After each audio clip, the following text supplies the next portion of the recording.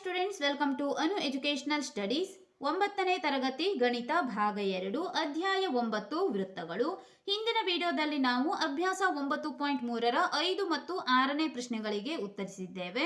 ಈ ವಿಡಿಯೋದಲ್ಲಿ ಪ್ರಶ್ನೆ ನಂಬರ್ 7 ಮತ್ತು 8ಕ್ಕೆ ಉತ್ತರಿಸೋಣ. ಪ್ರಶ್ನೆ ನಂಬರ್ 7, ಒಂದು ಚಕ್ರೀಯ ಚತುರ್ಭುಜದ ಕರ್ಣಗಳು ವೃತ್ತದ ವ್ಯಾಸಗಳಾದರೆ ಆ ಚತುರ್ಭುಜವು ಆಯತವೆಂದು ಸಾಧಿಸಿ. ಇಲ್ಲಿ ಚಕ್ರೀಯ ಚತುರ್ಭುಜದ ಕರ್ಣಗಳು ವೃತ್ತದ ವ್ಯಾಸಗಳಾದಾಗ ಆ ಚತುರ್ಭುಜವು ಆಯತವಾಗುತ್ತದೆ ಎಂದು ನಾವು ಸಾಧಿಸಬೇಕು. ಮೊದಲನೆಯದಾಗಿ ಈ ಪ್ರಶ್ನೆಗೆ ಸಂಬಂಧಿಸಿದಂತಹ ಚಿತ್ರವನ್ನ ಬಿಡಿಸಿಕೊಳ್ಳೋಣ. ಚಿತ್ರವನ್ನ ಬಿಡಿಸಿಕೊಳ್ಳಿ.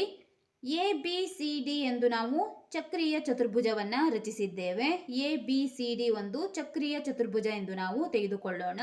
ಚಕ್ರೀಯ ಚತುರ್ಭುಜ ಎಂದರೆ ಚತುರ್ಭುಜದ ಎಲ್ಲ ಬಾಹುಗಳು ಅಥವಾ ಎಲ್ಲ ಬಿಂದುಗಳು ಈ ವೃತ್ತದ ಮೇಲೆ ಇರಬೇಕು. ಇಂತಹ ಚತುರ್ಭುಜಕ್ಕೆ ಚಕ್ರೀಯ ಚತುರ್ಭುಜ ಎಂದು ಕರೆಯುತ್ತಾರೆ. ಈಗ ಪ್ರಶ್ನೆಯಲ್ಲಿ ಕೊಟ್ಟಿರುವಂತೆ ಕರ್ಣಗಳು ವೃತ್ತದ ವ್ಯಾಸಗಳಾದಾಗ, ಕರ್ಣ ಎಂದರೆ ಈ ರೀತಿಯಾಗಿ ನೀವು ಕರ್ಣಗಳನ್ನು ಗುರುತಿಸುತ್ತೀರಿ. ಈ ಕರ್ಣಗಳು ವೃತ್ತದ ವ್ಯಾಸಗಳಾದಾಗ ನೀವು ಗಮನಿಸಬಹುದು ಈ ವೃತ್ತದ ವ್ಯಾಸವೇ ಆಗಿದೆ. DB ಮತ್ತು AC ವೃತ್ತದ ವ್ಯಾಸಗಳಾಗಿದ್ದಾವೆ. ಕರ್ಣಗಳು ವೃತ್ತದ ವ್ಯಾಸಗಳಾದಾಗ ಆ ಚತುರ್ಭುಜ ಅಂದರೆ ಈ ಚತುರ್ಭುಜ ಆಯತವಾಗುತ್ತದೆ ಎಂದು ಸಾಧಿಸಲು ಹೇಳಿದ್ದಾರೆ. ಈಗ ನಾವು ಸಾಧಿಸೋಣ. ಸಾಧನೀಯ ABCD ಒಂದು ಆಯತ. ABCD ಈ ಚತುರ್ಭುಜವನ್ನ ನಾವು ಆಯತವೆಂದು ಈಗ ಸಾಧಿಸಬೇಕು. ಆದ್ದರಿಂದ ಸಾಧನೀಯ ABCD ಒಂದು ಆಯತ ಎಂದು ಬರೆದುಕೊಳ್ಳಿ.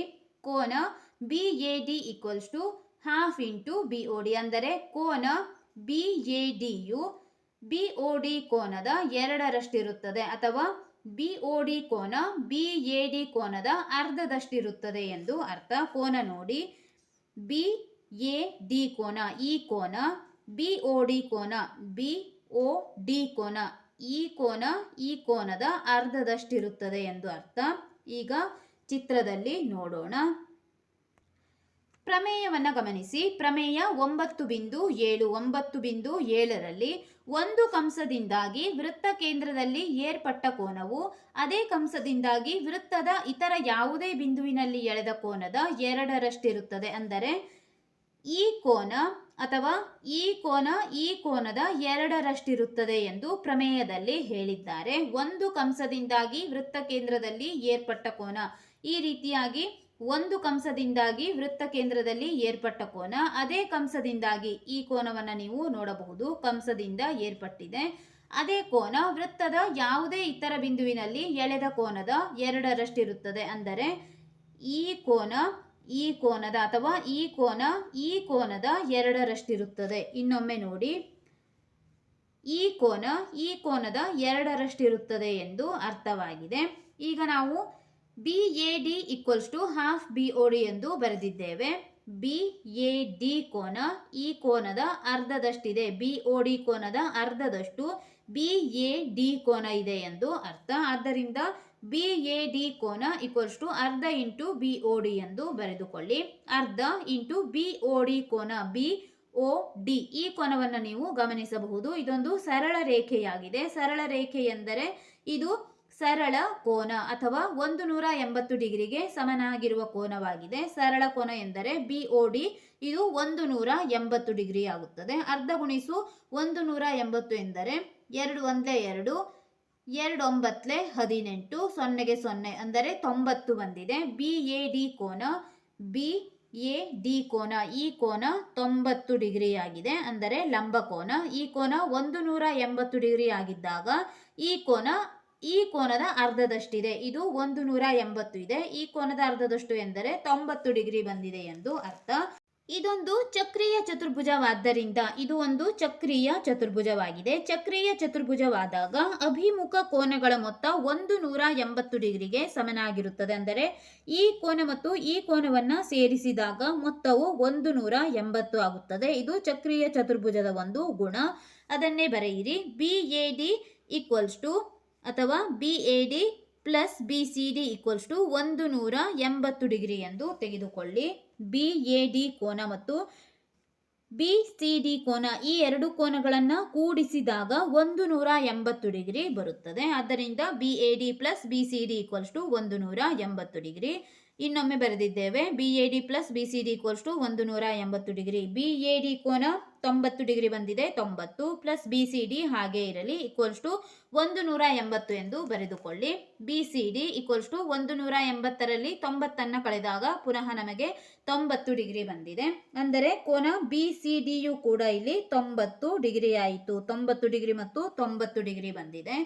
ಈಗ ಪುನಃ ನಾವು ಈ ಕೋನದ ಅರ್ಧದಷ್ಟಿರುವಂತೆ ಇಲ್ಲಿ ಈ ಕೋನದ ಅರ್ಧದಷ್ಟು ಈ ಕೋನವಿರುತ್ತದೆ. ಇದೇ ರೀತಿಯಾಗಿ ನಾವು ಈಗ ಈ ಎರಡು ಕೋನಗಳನ್ನು ಕಂಡುಹಿಡಿಯೋಣ. ಇನ್ನೊಮ್ಮೆ ನೋಡಿ, ಈ ಕೋನದ ಅರ್ಧದಷ್ಟು ಈ ಕೋನ ಇರುವಂತೆ ಈ ಕೋನದ ಅರ್ಧದಷ್ಟು ಈ ಕೋನ ಇರುತ್ತದೆ. ಈಗ ನಾವು ಈ ರೀತಿಯ ಪ್ರಮೇಯವನ್ನು ತೆಗೆದುಕೊಂಡು ಇಲ್ಲಿರುವ ಕೋನ ಮತ್ತು ಇಲ್ಲಿರುವ ಕೋನವನ್ನು ಕಂಡುಹಿಡಿಯಬಹುದು. ಕೋನ ADC equals to half into AOC. ಈಗ ಚಿತ್ರವನ್ನು ನೋಡಿ, ADC ಈಕ್ವಲ್ಸ್ ಟು ಅರ್ಧ ಇಂಟು AOC. ಇಲ್ಲಿ ನಾವು ಈ ಕೋನ ಮತ್ತು ಈ ಕೋನವನ್ನು ಕಂಡುಹಿಡಿದಿದ್ದೇವೆ. ಈಗ ನಾವು ಈ ಕೋನ ಮತ್ತು ಈ ಕೋನವನ್ನು ಕಂಡುಹಿಡಿದು ಇಲ್ಲಿರುವ ಎರಡು ಕೋನಗಳನ್ನು ಕಂಡುಹಿಡಿಯಬಹುದು. ಆದ್ದರಿಂದ ಕೋನ ADC ಈ ಕೋನದ ಅರ್ಧದಷ್ಟಿದೆ. ಇನ್ನೊಮ್ಮೆ ನೋಡಿ, ಇಲ್ಲಿ ಈ ಕೋನದ ಅರ್ಧದಷ್ಟಿದೆ. ಈ ಎರಡು ಕೋನಗಳನ್ನು ನಾವು ಈಗ ಎರಡರಲ್ಲಿ ತೆಗೆದುಕೊಳ್ಳೋಣ. ಈ ಎರಡು ಕೋನಗಳನ್ನು ಈಗ ನಾವು ತೆಗೆದುಕೊಳ್ಳಬೇಕು. ಅಂದರೆ ಈ ಕೋನದ ಅರ್ಧದಷ್ಟು ಈ ಕೋನ ಇರುತ್ತದೆ. ಅದನ್ನೇ ನಾವು ಬರೆದಿದ್ದೇವೆ. ADC ಈಕ್ವಲ್ಸ್ ಟು ಅರ್ಧ ಗುಣಿಸು AOC. ಈ ಕೋನದ ಅರ್ಧದಷ್ಟಿದೆ ಎಂದು ಅರ್ಥ. ಅದನ್ನೇ ಬರೆದಿದ್ದೇವೆ. ADC ಈಕ್ವಲ್ಸ್ ಟು ಹಾಫ್ ಗುಣಿಸು AOC. ಅರ್ಧ ಗುಣಿಸು AOC 180 ಡಿಗ್ರಿ. AOC 180 ಡಿಗ್ರಿ, ಏಕೆಂದರೆ ಇದು ಒಂದು ಸರಳ ಕೋನವಾಗಿದೆ. ಆದ್ದರಿಂದ ಕೋನ AOC 180 ಡಿಗ್ರಿ ಎಂದು ತೆಗೆದುಕೊಳ್ಳೋಣ. 180ರ ಅರ್ಧ 90 ಡಿಗ್ರಿ ಬರುತ್ತದೆ ಇಲ್ಲಿ ಅಂತೆ. ಈಗ ನಾವು ಇದನ್ನೇ ಉತ್ತರದಲ್ಲಿ ಉತ್ತರಿಸಬೇಕು. AOC ಕೋನ 180 ಡಿಗ್ರಿ ಬಂದಿದೆ, ಏಕೆಂದರೆ ಇದು ಸರಳ ಕೋನ. ಅರ್ಧ ಗುಣಿಸು 180 ಎಂದರೆ ADC ಈಕ್ವಲ್ಸ್ ಟು 2 1 2 2 9 18 0ಗೆ 0 90 ಬಂದಿದೆ. ಆದ್ದರಿಂದ ಕೋನ ADC ಈಕ್ವಲ್ಸ್ ಟು 90 ಡಿಗ್ರಿ ಆಗಿದೆ. ಈಗ ಆದ್ದರಿಂದ ಕೋನ ADC ಈಕ್ವಲ್ಸ್ ಟು ಕೋನ ABC ಅಥವಾ ಕೋನ ADC ಪ್ಲಸ್ ಕೋನ ABC ಈಕ್ವಲ್ಸ್ ಟು 180 ಡಿಗ್ರಿ. ಚಕ್ರೀಯ ಚತುರ್ಭುಜದ ಅಭಿಮುಖ ಕೋನಗಳು 180 ಡಿಗ್ರಿಗೆ ಸಮನಾಗಿರುತ್ತವೆ. ಚಿತ್ರದಲ್ಲಿ ನೋಡೋಣ. ಕೋನ ADC ಮತ್ತು ABC. ಕೋನ ADC ಮತ್ತು ಕೋನ ABC. ಈ ಕೋನ ಮತ್ತು ಈ ಕೋನದ ಮೊತ್ತ 180 ಡಿಗ್ರಿ ಆಗಬೇಕು. ADC ಕೋನ 90 ಡಿಗ್ರಿ ಬಂದಿದೆ. ಈಗ ನಾವು ಈ ಕೋನವನ್ನು ಕಂಡುಹಿಡಿಯೋಣ. ಇಲ್ಲೀಗ ADC plus ABC equals to 180 degree. ಚಕ್ರೀಯ ಚತುರ್ಭುಜದ ಅಭಿಮುಖ ಕೋನಗಳ ಮೊತ್ತ 180 ಡಿಗ್ರಿ ಆಗಿರುತ್ತದೆ. ಇದು ಪ್ರಮೇಯ 9.10ರಲ್ಲಿದೆ, ನೋಡಿಕೊಳ್ಳಿ. ADC ಕೋನ 90 ಡಿಗ್ರಿ ಎಂದು ನಾವು ಕಂಡುಹಿಡಿದಿದ್ದೇವೆ. ಕೋನ ABC ಕೋನವನ್ನು ನಾವು ಕಂಡುಹಿಡಿಯಬೇಕು. ಇದು ಹಾಗೆ ಇರಲಿ. Equals to 180 degree. ABC equals to 180ರಲ್ಲಿ 90 ಕಳೆದಾಗ ಪುನಃ ನಮಗೆ 90 ಬಂದಿದೆ. ABC ಕೋನದ ಅಳತೆ 90 ಡಿಗ್ರಿ. ಈಗ ನೀವು ಗಮನಿಸಬಹುದು, ಕೊಟ್ಟಿರುವಂತಹ ಎಲ್ಲ ಕೋನಗಳು ಅಂದರೆ ಚತುರ್ಭುಜದಲ್ಲಿರುವಂತಹ ಎಲ್ಲ ಕೋನಗಳು 90 ಡಿಗ್ರಿ ಆಗಿವೆ. ಇನ್ನೊಮ್ಮೆ ನೋಡಿ, ABC 90 ಡಿಗ್ರಿ. ABC ಕೋನವನ್ನು ಕೂಡ ನಾವು 90 ಡಿಗ್ರಿ ಎಂದು ಕಂಡುಹಿಡಿದಿದ್ದೇವೆ. ABC 90 degree, BCD 90 degree, CDA 90 degree ಮತ್ತು DABಯು ಕೂಡ 90 ಡಿಗ್ರಿ ಆಗಿದೆ. ಆದ್ದರಿಂದ ಇದು ಒಂದು ಆಯತವೆಂದು ನಾವು ಕರೆಯಬಹುದು, ಏಕೆಂದರೆ ಪ್ರತಿಯೊಂದು ಕೋನಗಳು ಇಲ್ಲಿ 90 ಡಿಗ್ರಿ ಆಗಿವೆ. ಆಯತದ ಎಲ್ಲ ಕೋನಗಳು ಕೂಡ 90 ಡಿಗ್ರಿಗೆ ಸಮನಾಗಿರುತ್ತವೆ. ಆದ್ದರಿಂದ ಇದು ಒಂದು ಆಯತ ಎಂದು ನಾವು ಪರಿಗಣಿಸಬಹುದಾಗಿದೆ. ಬರೆದುಕೊಳ್ಳಿ. ಆದ್ದರಿಂದ ಚತುರ್ಭುಜದ ಎಲ್ಲ ಕೋನಗಳು 90 ಡಿಗ್ರಿಗೆ ಸಮನಾಗಿರುವುದರಿಂದ ಇದೊಂದು ಆಯತವಾಗಿದೆ. ಈ ರೀತಿಯಾಗಿ ನೀವು ಕೊನೆಯದಾಗಿ ಒಂದು ಹೇಳಿಕೆಯನ್ನ ಬರೆಯಬೇಕು. ಚತುರ್ಭುಜದ ಎಲ್ಲ ಕೋನಗಳು 90 ಡಿಗ್ರಿಗೆ ಸಮನಾಗಿರುವುದರಿಂದ ಇದೊಂದು ಆಯತವಾಗಿದೆ. ಪ್ರಶ್ನೆ ನಂಬರ್ 8. ಒಂದು ತ್ರಾಪಿಜ್ಯದ ಸಮಾಂತರವಲ್ಲದ ಬಾಹುಗಳು ಸಮವಾದರೆ ಅದು ಚಕ್ರೀಯ ಎಂದು ಸಾಧಿಸಿ. ತ್ರಾಪಿಜ್ಯದಲ್ಲಿ ಸಮಾಂತರವಲ್ಲದ ಬಾಹುಗಳು ಸಮನಾಗಿವೆ ಎಂದು ನಾವು ತಿಳಿದುಕೊಂಡು ಅದು ಚಕ್ರೀಯ ಎಂದು ಸಾಧಿಸೋಣ. ಈಗ ಒಂದು ಸಮಾಂತರ ಚತುರ್ಭುಜವನ್ನ ಬಿಡಿಸಿಕೊಳ್ಳಿ. ಸಮಾಂತರ ಚತುರ್ಭುಜ ABCD.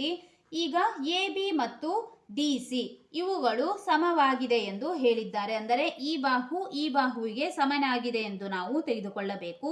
ಸಮಾಂತರವಲ್ಲದ ಬಾಹುಗಳು ಸಮನಾಗಿವೆ ಅಥವಾ ಸಮಾಂತರವಲ್ಲದ ಬಾಹುಗಳು ಸಮವಾದರೆ ಎಂದು ಕೊಡಲಾಗಿದೆ. ಆದ್ದರಿಂದ AB ಮತ್ತು DC ಒಂದೇ ಸಮ ಅಥವಾ AB = DC ಎಂದು ಬರೆದುಕೊಳ್ಳಿ. ಇದು ದತ್ತ, ಅಂದರೆ ಪ್ರಶ್ನೆಯಲ್ಲಿ ಕೊಟ್ಟಿರುವಂತದ್ದು ಸಮಾಂತರವಲ್ಲದ ಬಾಹುಗಳು ಸಮನಾಗಿವೆ ಎಂದು ಕೊಟ್ಟಿದ್ದಾರೆ. AB = DC.